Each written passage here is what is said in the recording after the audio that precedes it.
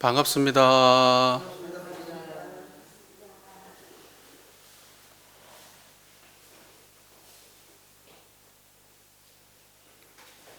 네,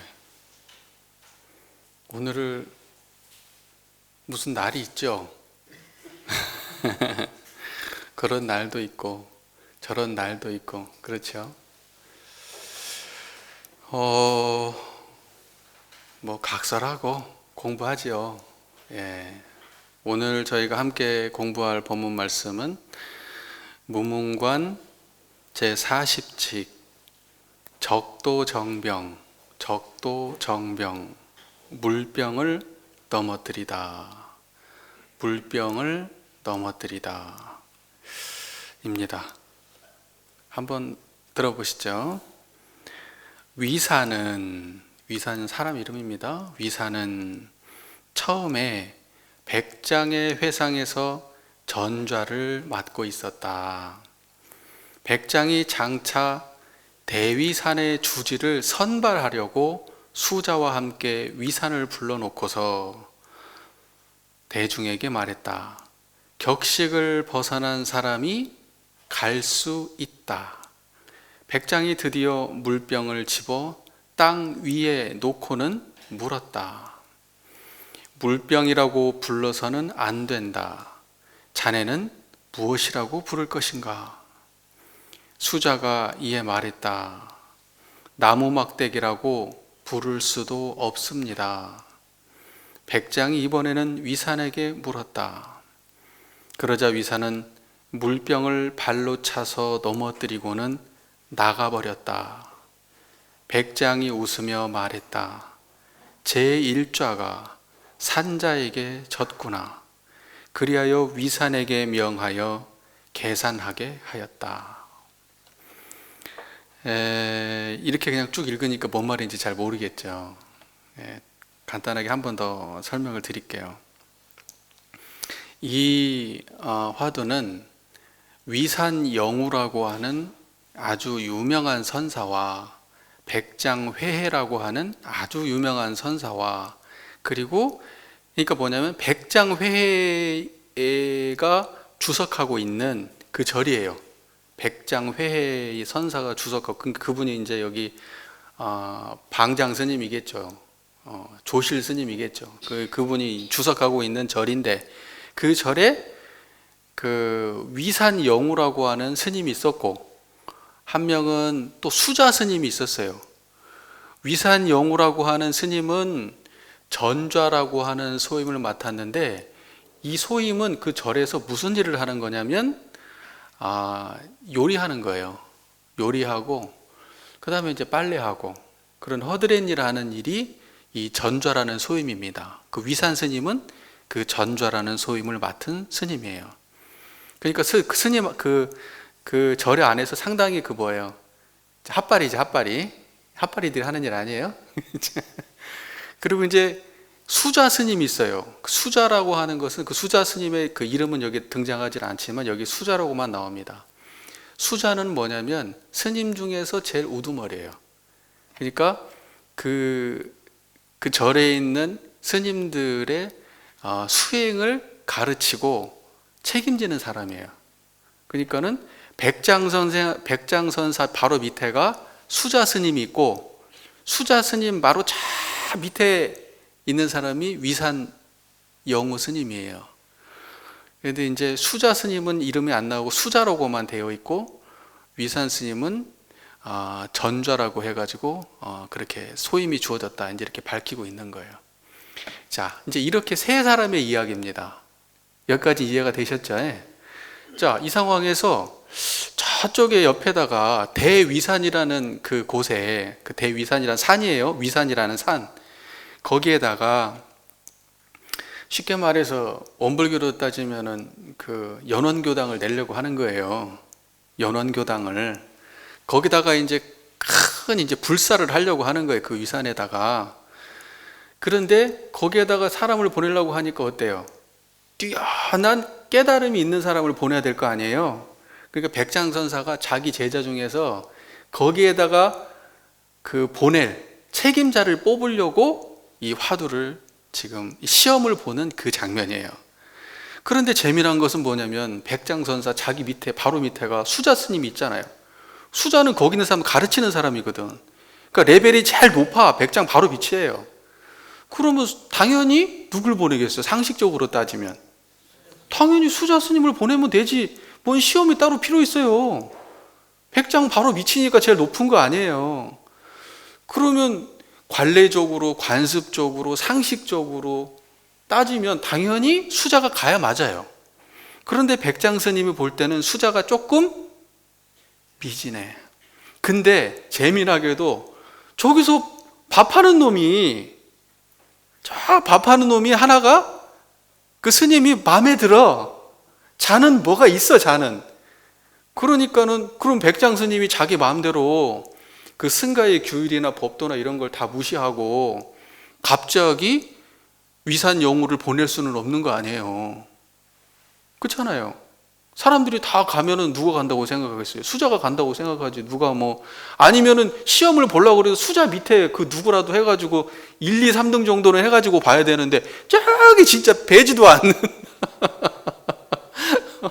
식당에서 밥하는 사람을 불러가지고 그 시험을 수자하고 같이 붙인다는 거. 이게 백장 스님이 그 선종에서는 꽤 유명한데 뭘로 유명하냐면 백장 스님 때부터 선가의 규율이 잡혔다 그래요. 그전에는 그런 게 없었는데 이런 그 백장 스님부터 선가의 그런 어떤 전통이나 규율이나 이런 것들이 백장 스님으로부터 이렇게 생겼다고 합니다. 그러면서 이제 선가의 가풍이 이제 안정되기 시작한 뭐 그런 계기를 줬나 봐요. 어쨌든 백장 스님 볼 때는 위산이 나았겠지. 안 그러고 그랬으면 왜 그 둘을 불렀겠어요? 그죠? 그러니까는 지금 상황으로 볼 때는 방으로 두 사람만 부른 상황은 아니야. 어디로 불렀냐? 마당 같은 데로 부른 것 같아요. 근데 두 사람만 불렀냐? 전부 다 불렀어. 대중이 다 모인 자리에서 두 사람을 앞으로 딱 불렀어요. 이제 이런 상황 되면 이제 빼도 박도 못해. 여기서 이겨버려야지 가는 거예요, 수자는. 예, 그죠? 그 여기서 져버리면 그러면 대중들도 어찌할 수 없어요. 그렇게 돼버리면. 그러니까 완전히 실력으로 승부를 보게 한 거예요. 그러니까 여기서 중요한 건 뭐냐면 무슨 관습적으로 무슨 뭐 습관적으로 제도적으로 그렇게 해가지고 뽑은 게 아니에요. 바로 실력으로. 진짜 네가 깨쳤냐 안 깨쳤냐 이거 가지고 뽑은 거예요. 우리는 안 그렇죠. 우리는 도레미파솔라시도 순서가 있어요. 여기서 이렇게 넘어가면 교도님들이 용납을 못해. 교목 난리 나는 거예요. 무슨 말인지 이해되시죠? 그런데 깨달음을 논하는 이런 회상에서는 그 필요 없어요. 기본적으로 존재하지만 진짜 장을 뽑을 때는 그렇게 안 뽑아요. 자, 그런데 이제 그렇게 불러놓고 대중들이 모인 자리에서 두 사람 딱 불러놓고서 병을 하나 지금 상황을 보면 병이 뭐 물병인데 뭐 사기도 아니고 유리도 아닌 것 같아. 그 나무로 된 물병 같아요. 근데 나무로 된 물병을 갖다가 땅바닥에다 탁 올려놓고 먼저 위산에게 질문을 하는 거예요. 수자에게 먼저 질문을 하는 거예요. 격식을 벗어난 사람이 갈 수 있다. 어디를 가요? 지금 예를 들면 우리 원불로 따지면 뭐라 그랬죠? 연원교당. 거기 연원교당이 아니야. 겁나게 큰 지금 연원교당을 내려고 하는 거예요. 지금 거기가 아주 뭐 조그만한 이런 구멍가게가 아니야. 아주 맘먹고 제대로 차려보려고 하는 그 가게야. 거기 사람 보내라는 게 신중하잖아요. 격식을 벗어난 사람이어야만 거기 갈 수 있다. 이렇게 말한 거야. 그리고 물병을 바닥에 딱 세워놓고 뭐라고 말하느냐? 물병이라고 하지 마라. 물병이라고 부르면 안 된다. 자네는 뭐라고 부르겠는가? 이렇게 딱 물어봐요. 그러니까는 이 수자 스님은 나무막대기라고 부를 수도 없습니다. 이렇게 대답을 했어요. 듣자마자 땡이야. 제가 들어도 땡이야. 근데 그러고 난 다음에 아무 말 없이 위산한테 다시 물어요. 그러면 이번에는 네가 한번 대답해봐라. 이렇게 위산에게 묻습니다. 그러니까 위산이 물병을 발로 툭 차고 그냥 그 자리를 빠져나가 버렸어요. 툭 툭 차고 그냥 가버렸어요. 그러니까 백장이 웃으며 말한 거예요. 제1좌라는 것은 이제 수자를 말하는 거예요. 수자가 제1좌예요. 1좌. 제일 높은 그 수자라는 뜻이에요. 제1좌. 제1좌가 산자에게 졌구나. 산자라고 하는 것은 이제 매산자를 쓰더라고요. 그러니까 이 정확히는 모르겠는데 어떤 그 산에서 일하는 놈한테 졌다 뭐 이런 뜻 같아. 잘은 모르겠지만. 그래서 제1좌가 산자에게 졌구나 이러면서 위산에게 명하여 계산하게 하였다 이렇게 돼 있어요. 그러니까 이제 이렇게 위산영우라는 사람은 굉장히 선가에서 그 유명한 스님입니다. 이제 백장 스님은 당연히 유명한 스님이지만은 위산영우가 굉장히 유명한 스님인데 왜 이분이 유명하냐면 그 위산이라고 하고 백장이라고 하고 앞에 붙잖아요. 그 무슨 뜻이냐면은 그 사람이 법을 폈던 그 산 거기를 말하는 거예요. 거기가 위산인 거예요. 그래서 그 위산영우예요. 원래 이름은 위산영우. 그러니까 영우 스님이 아니고 위산이라고 불러요. 백장 회해 그런데 회해라고 안 하고 백장이라고 부르는 거예요. 그러니까 이 위산영우 스님이 그 가가지고 대위산에 가가지고 엄청나게 그 선풍을 불러 일으킵니다. 그 밑으로 수도 없는 제자가 나와요. 수도 없는 제자가 위산영우 밑으로. 근데 그 중에서도 아주 뛰어난 제자가 하나 있었으니 앙산해적이라는 제자가 나와요. 앙산해적.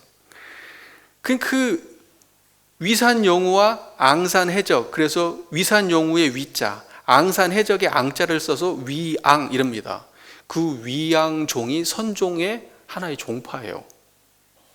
5가종파 중에 하나를 세운 사람이에요. 위앙종. 그러니까 이 위산영우가 대단한 사람이었던 거예요. 무슨 말인지 이해가 되시죠?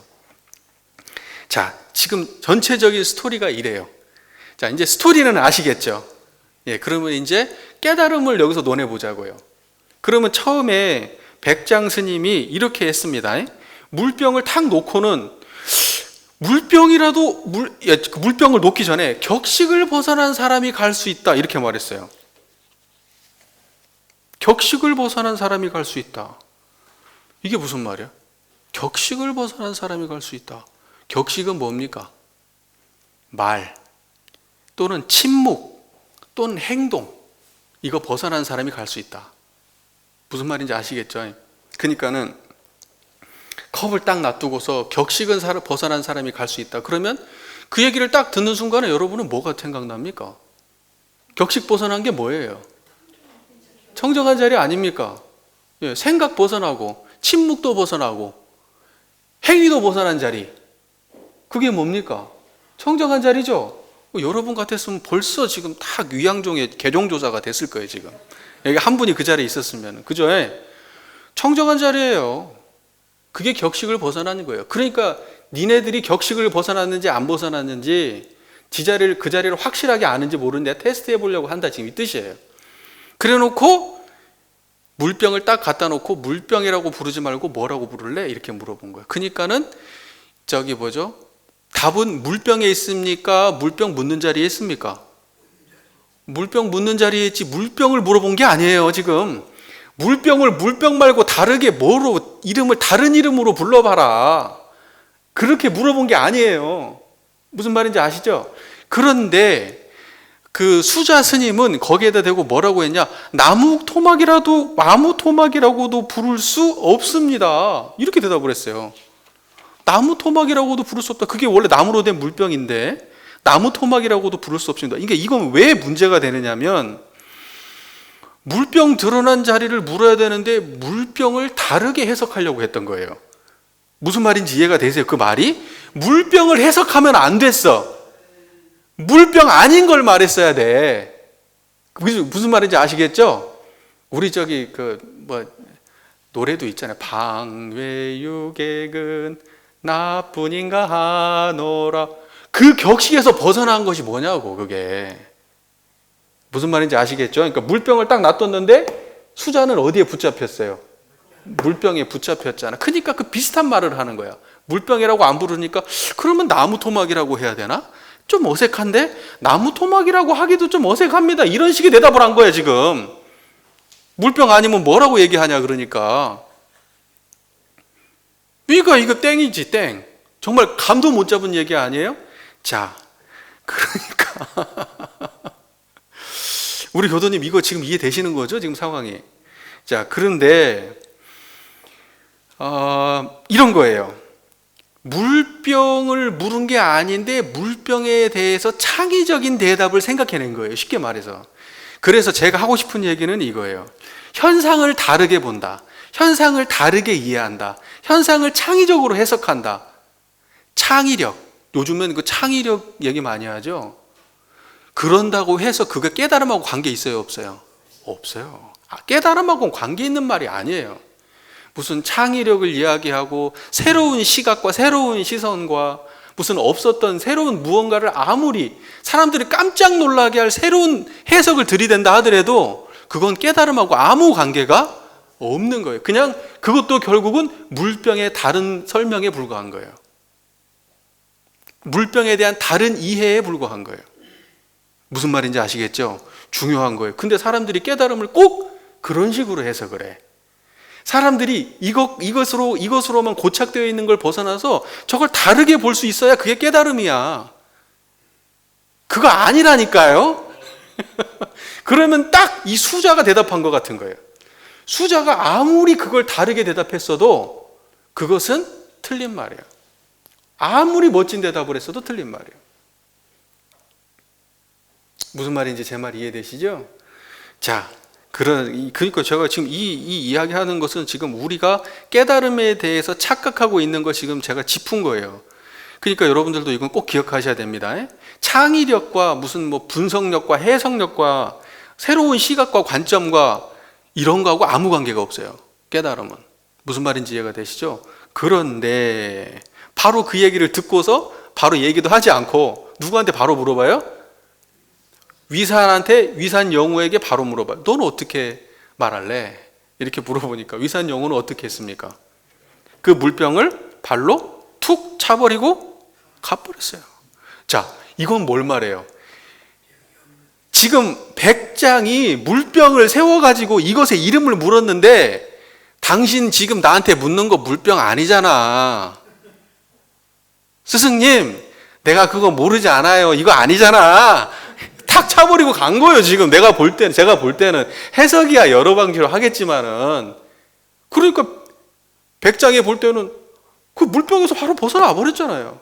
그거 아닌 줄 확실히 아는 대답을 해버렸잖아. 그러니 뭐 바로 누가 이겼는지 답은 바로 나오는 거지. 한 사람은 창의적 대답을 하려고 노력했고 한 사람은 그거 자체를 벗어났어요. 그게 격외예요. 재밌죠? 예. 재밌지? 그래요. 저는 이렇게 위산 스님처럼 저에게 닥친 모든 이런 어떤 한계, 어떤 물리적 한계, 제도적 한계 이런 걸 그냥 그렇게 초월할 수 있을까? 스스로한테 물어봐요. 여러분들은 누군가에게 어머니이시고 또 자녀이시기도 하고 어딘가의 사회에서는 선생님도 되시고 누군가의 친구도 되고 다 그러시잖아요. 또 여자이기도 하고 남자이기도 하고 그렇잖아요. 그런데 그거 싹 벗어날 수 있냐고요. 물병 걷어차듯이 툭 차고 그 밖으로 나갈 수 있느냐. 아직도 우리는 그 속에서 헤매고 있는 것 같아요. 네, 그 속에서 헤매고 있는 것 같아요. 그러니까는 이런 거예요. 만약에 어떤 사람들이 이거 모르는 사람들이 이거 해석하면 아마 이렇게 해석할 거야. 위산이 물병을 발로 차고 나간 게 아니라 만약에 위산이 그 물병에다가 물을 담아 마셨다면 그건 틀렸을까요? 그래도 맞았을 거야. 위산이 만약에 그걸 발로 찬 게 손으로 집어서 깨버렸으면, 벽에다 던져서 깨버렸으면 달랐을까요? 아니면 위산이 물병은 가만 놔두고 백장 스님을 걷어찼다면 달랐을까? 그렇죠? 그러니까 물병으로 뭘 해도, 물병을 아무리 물병하고는 전혀 상관없는 짓을 해도, 박수를 치고 껄껄껄 웃거나 혀를 쯧쯧쯧 차거나 백장선사 뺨으로 후려 갈긴다 그래도 백장은 알아들었을 거예요. 이놈이 확실히 알았다는 걸. 그렇지 않습니까? 그래가지고 불교에서 그런 거 있잖아요. 돌을 물으면 방망이질을 해요. 돌을 물으면 방망이질을 합니다. 돌을 물으면 손가락을 세워요. 돌을 물으면 싸대기를 올려붙여요. 돌을 물으면 주먹을 불쑥 내밀어요. 자, 이러한 행위들을 합니다. 왜 그렇게 하는가? 그 행위에 답이 있어요? 행위는 아무 의미가 없어요. 그 행위를 드러내고 있는 자리를 아는 것이지. 근데 안목 있는 사람은 알아보고 모르는 사람은 모르는 거고. 그런 겁니다. 그래서 백장은 두 제자의 답을 딱 듣고는 확신을 하게 되죠. 이 수자 이놈은 모르는 놈이구나 이거. 그리고 저 음식하는 놈, 밥하는 놈 저놈이 제대로 아는 놈이구나. 그래서 정말로 갑자기 밥하다가 갑자기 저쪽 가가지고 주지로 발령을 받아 가는 거예요. 그렇게 되는 겁니다. 우리로 따지면 간사하다가 갑자기 주임 교무 발령 받는 거예요. 그러니까 교무님이 불러다 놓고 간사하고 그 중에서 가르치는 교수님하고 둘이 붙인 거예요. 쉽게 말해서 사람들 다 보는 데서. 그 수자는 쪽팔려서 어디 다른 데 가버렸을까? 이건 마치 지금 여러분 이 이야기를 들으니까 뭐가 생각나세요? 육조 대사 얘기 생각 안 나세요? 육조 단경의 육조 해능 대사가 육조를 받을 때 오조 홍인대사한테 육조를 받잖아요. 오조 홍인대사 밑에서 수자가 있었어요. 제1자가 누구였어요? 신수대사였어요. 신수대사. 그 신수대사가 일좌였어요. 여기서 말하는 수자 스님이요. 그런데 그 신수대사를 제끼고 온 지 8개월밖에 안 된 깡말은 깡말 저기서 방아 찍고 있는 놈을 불러갖고 그 사람한테 육조를 주거든요. 그 내용하고 상당히 어때요? 비슷하잖아요. 그러니까 생각해 보세요. 깨달음은 제도로 주어지는 것도 아니고 나하고 친하다고 나하고 오래 알았다고 그렇게 주어지는 것도 아니고, 그죠? 단순히 그냥 원근 친소로 주어지고 이런 게 아니에요. 그 사람이 직위가 높다고 주어지는 것도 아니야. 근데 우리는 착각을 해. 그러한 격식 속에 무언가가 있다고. 그러면은 본질이 없는 거예요. 본질이 있는 상태에서 있으면 얼마나 좋습니까? 저는 우리가 그러한 격식 속에서 빠져나올 수 있을까? 우리 교단이 지금 법의 등급에 붙잡혀 있다고 저는 생각하거든요. 출가 제가의 이 간극에 붙잡혀 있다고 생각하거든요. 오래 나왔냐 조금 나왔냐 여기에 붙잡혀 있다고 생각합니다. 우리가 이런 걸 벗어나지 못한다면 그러면 어렵다. 그건 망해 가는 것이다. 재미난 것은 그렇게 자기 밑에 진짜 깨달은 사람을 딱 세워서 올렸을 때 바로 일어납니다. 육조 대사가 5조가 육조한테 딱 넘겨주고 나니까 육조 당대는 안 내려서라도 그 이후에 어떻습니까? 중흥을 이뤄요. 선불교가. 위산도 마찬가지입니다. 백장이 만약에 수자한테 졌다면 백장의 법맥은 끊어졌어요. 백장이라는 사람이 유명하지도 않을 수도 있어요. 백장이 왜 유명하겠습니까? 위산을 제자로 뒀기 때문에 백장이 유명한 거예요. 무슨 말인지 이해가 되십니까? 우리 교단도 꼭 그런 겁니다. 우리 교단도. 그래서 그 지점을 우리가 한번 조금 생각해 봤으면 좋겠다 이런 생각이 듭니다. 그 다음에 무문의 말 보겠습니다. 위산이 한때 용기를 냈지만 백장이 만든 함정에서 빠져나가지 못했으니 어찌하리요. 자세히 살펴보면 무거움은 편하게 여기면서 가벼움은 편하게 여기지 않았다. 무슨 까닭인가? 머리에 두건을 벗고서 쇠칼을 짊어졌기 때문이다. 자, 보세요. 위산이 한때 용기를 냈다. 이 말은 뭐냐면 그 물병을 발로 걷어찼다는 거예요. 그게 위산이 한때 용기 낸 거예요. 그리고 백장이 만든 함정에 빠졌다는 것은 그러고 난 이후에 백장이 저쪽에다가 절을 하나 만드는데 연원교당 만드는데 거기다가 얘를 갖다가 딱 박아놓고 꼼짝 못하게 그쪽에 보내버렸다. 예? 이제 그걸 말하는 거예요. 그걸 백장의 함정에 빠져버렸다고 이야기하는 거예요. 백장은 그것만 테스트하고 난 다음에 그렇게 될 줄은 위산도 자기가 거기에 가가지고 얽매이게 될 줄은 몰랐던 거지. 예? 자세히 살펴보면 무거우면 편하게 여기면서 가벼우면 편하게 여기지 않았다. 무슨 까닭인가? 머리에 두건을 벗고서 쇠칼을 짊어졌다. 머리에 두건을 이렇게 쓰고 있었어요. 위산이. 왜? 땀 떨어지잖아요. 음식하면. 그러니까 머리에 두건 쓰고 이제 일했다는 것은 부엌대기였다 이 말이에요. 쉽게 말해서 머리에 두건 쓰고 일하던 놈이었는데, 그런데 그거 벗겨 놓으니까, 그거 먹고 저쪽에다가 이제 주지로 보내 놓으니까 거기에 꽉 올가 매지잖아요.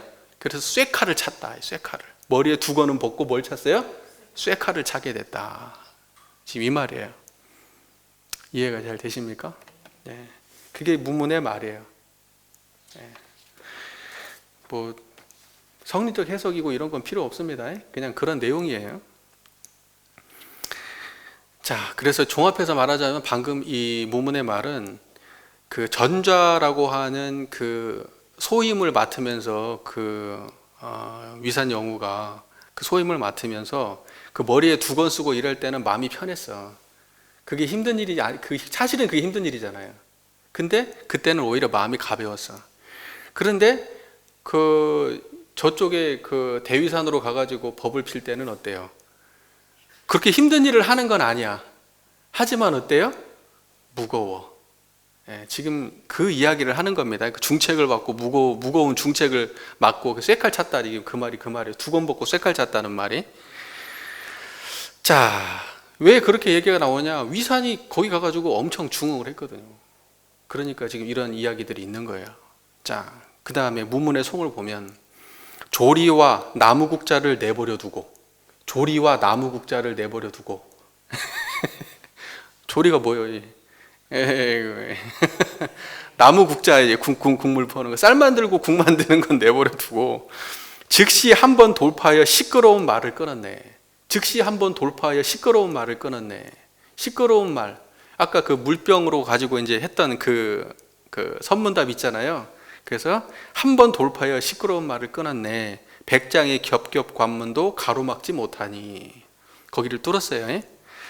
발끝에서 뛰쳐나오는 부처가 3대 같구나. 그러니까 그쪽 가가지고 이게 발로 차가지고 그걸 갖다가 넘어뜨리고 나니까 이 사람이 깨달음을 얻은 사람 아닙니까? 그러니까 그 행위를 묘사한 거예요. 발끝에서 그 물병을 넘어뜨렸던 그 발끝에서 부처가 엄청나게 쏟아져 나왔다. 부처가 3대같이, 3대라는 게 마가 이렇게 길쭉길쭉하게 빽빽하게 자란다면서요.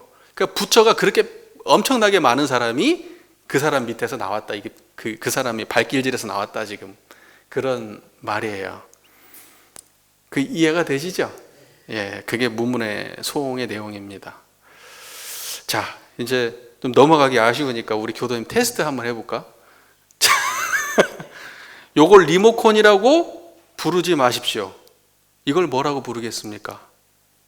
청정하십니까? 예. 근데 제가 리모컨이라고 부르지 마십시오. 그러면 리모컨 그래도 돼요. 그러면 리모컨으로 부르지 말라니까요. 그거 말고 무슨 말인지 이해되시죠? 자, 이렇게 넘어가면 되는 거예요. 제가 지금 이렇게 알려주니까 간단한 거 아니에요? 손가락을 들었다. 불법이 무엇입니까? 손가락을 들었으면 손가락을 말하는 건 아니잖아요. 이게 불법이야 라고 할 때 손가락 아니에요? 이거 아시죠? 그거하고 똑같은 거예요. 물병 세워놓고 한번 일러봐라. 물병은 아니에요. 그러면 확실히 넘어가셨죠? 그러면 예, 그 위산에 물병 발로 찬 소식은 분명하시죠? 여러분 이제 이것저것 다 발로 차고 다니는 거 아니에요 이제? 그래가지고 원불교에서 뭐 배워요? 그러면 옆에 가서 화분을 발로 팍 넘어뜨리면서 이거 배워요 이제. 자, 넘어가겠습니다.